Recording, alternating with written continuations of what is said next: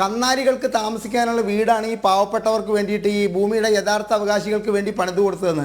ഈ പിന്നോക്ക വിഭാഗം മന്ത്രിയുടെ വീട്ടിൽ പോയി കഴിഞ്ഞാൽ ഇത് പറഞ്ഞ BJP പ്രതിനിധി ഒരു കാര്യം മനസ്സിലാക്കുക, അദ്ദേഹത്തിൻ്റെ വീട്ടിൽ 9 ലക്ഷം രൂപയുടെ കർട്ടനാണ് മാറ്റിയിരിക്കുന്നത്. 9 ലക്ഷം രൂപയുടെ 6 ലക്ഷം രൂപയ്ക്കാണ് കൊതുകുവല അടിച്ചിരിക്കുന്നത്.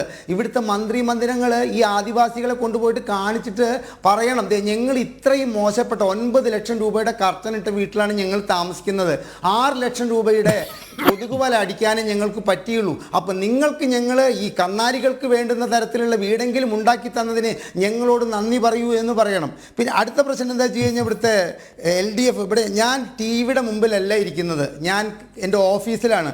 അതുകൊണ്ട് ഞാൻ സംസാരിക്കുമ്പോൾ ആരാണ് പറയുന്നത് എന്ന് എനിക്ക് കൃത്യമായിട്ട് മനസ്സിലാകുന്നില്ല കേട്ടോ.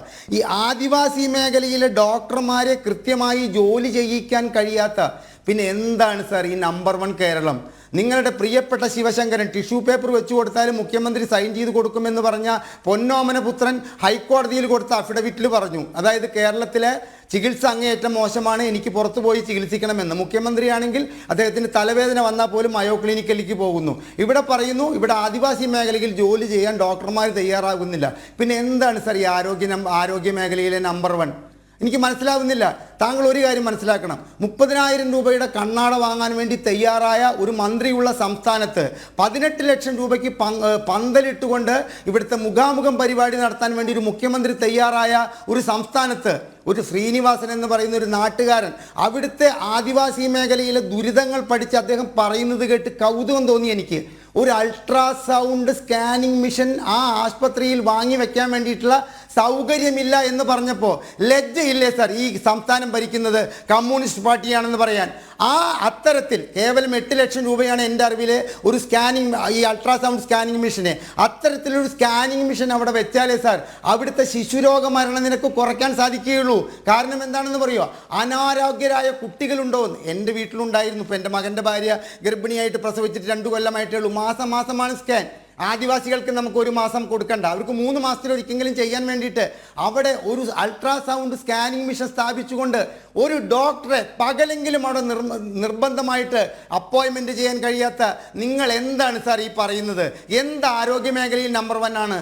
താങ്കൾക്ക് മുഖ്യമന്ത്രിയുടെ ഒരു വീഡിയോ കറങ്ങിക്കൊണ്ടിരിക്കുന്നുണ്ട്. അമേരിക്കയിൽ നിന്ന് നാട്ടിലെത്തിയ യുവാവിൻ്റെ അച്ഛൻ തൃശ്ശൂരാണ്, അമ്മ പാലക്കാടാണ്. അച്ഛൻ വീട്ടിൽ നിന്നും അമ്മ വീട്ടിലേക്ക് പോകുന്ന അദ്ദേഹം സ്വയം പറയുകയാണ്, എന്തൊരു മാറ്റമാണ് നമ്മുടെ നാടിന് വന്നിരിക്കുന്നത്, എന്തെത്ര പുതിയ റോഡുകളാണ്. നമ്മുടെ വിദേശ രാജ്യങ്ങളെ വെല്ലുവിളിക്കത്തക്ക തോതിലുള്ള റോഡുകൾ കണ്ടിട്ട് ആ യുവാവ് രോമാഞ്ച കുഞ്ചിതനായ കാര്യം പറയുന്ന മുഖ്യമന്ത്രി ഈ ആദിവാസി ഊരിലേക്ക് 1/2 കിലോമീറ്റർ റോഡിൻ്റെ പണി നിർത്തിപ്പോയ കോൺട്രാക്ടറെ കുറിച്ച് മനസ്സിലാക്കാൻ സാധിച്ചില്ലെങ്കിൽ എന്ത് ഭരണമാണ് സാർ കേരളത്തിൽ നടക്കുന്നത്? എനിക്ക് മനസ്സിലാക്കുന്നില്ല സാർ. നിങ്ങളുടെ ഈ വിശദീകരണത്തിൽ നീ അനിൽ നമ്പ്യാർക്ക് 2 കാര്യങ്ങൾ കേട്ടോളൂ. 2022 ബഡ്ജറ്റ് കഴിഞ്ഞ അന്ന് എന്നെ ഒരു ചാനൽ ചർച്ചയ്ക്ക് ഫോണിലാണ് വിളിച്ചത്, ഒരു സ്വകാര്യ ചാനൽ. ആ ചർച്ചയിൽ പങ്കെടുത്ത അട്ടപ്പാടി നിൽക്കുന്ന പഞ്ചായത്തിലെ പ്രസിഡന്റ് ആ ചർച്ചയിൽ പങ്കെടുക്കുന്നുണ്ട്. അപ്പോൾ എനിക്ക് മുമ്പ് സംസാരിച്ചത് അദ്ദേഹമാണ്.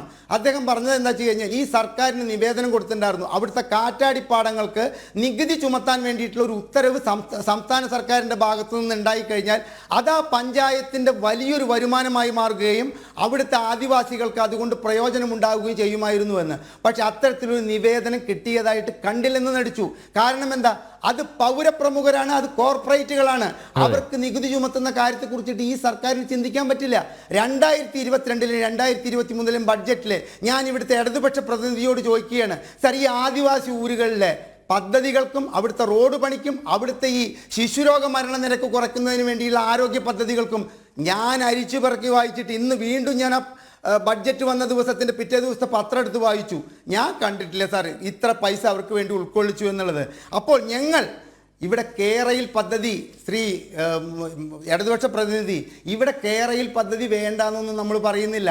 അത് സമ്പന്നർക്ക് വേണ്ടി 1800 2100 രൂപയും ടിക്കറ്റ് എടുത്ത് യാത്ര ചെയ്യാൻ വേണ്ടിയിട്ടുള്ള സമ്പന്നർക്ക് വേണ്ടിയുള്ള പദ്ധതിയാണ്.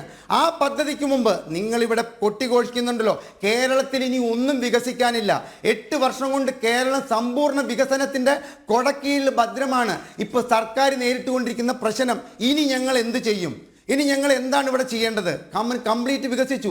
ആ വികസനത്തിൻ്റെ നാട്ടിലെ ഒരു ആദിവാസി യുവാവിനെ ആസ്പത്രിയിലേക്ക് എത്താൻ വേണ്ടിയിട്ട് ഒരു പഴയ പല്ലക്കിൻ്റെ സ്റ്റൈലിൽ ഒരു വടി കെട്ടിയിട്ട് അതിൽ പുതപ്പ് ചുറ്റി കൊണ്ടുപോകേണ്ടി വന്നു എന്ന് പറയുമ്പോൾ അത് ഈ വികസനത്തിൻ്റെ ഭാഗമായിട്ട് വരുമോ എന്നാണ് ഞങ്ങൾക്ക് ചോദിക്കാനുള്ളത്. അപ്പോൾ ഈ കേരളിനെ എതിർത്തവരൊന്നും അത് വേണ്ടെന്നല്ല സാർ. കേരളിന് മുമ്പ് ഇവിടെ ഒരുപാട് കാര്യങ്ങൾ വരാനുണ്ട് സാർ. ഈ ജൽജീവൻ മിഷനെ പറ്റിയിട്ട് BJP പ്രതിനിധി പറഞ്ഞ ഒരു വാക്കും കൂടി പറഞ്ഞോട്ടെ സാർ. ആ പദ്ധതി കേരളത്തിൽ നിർത്തിവെച്ചിരിക്കുകയാണ്.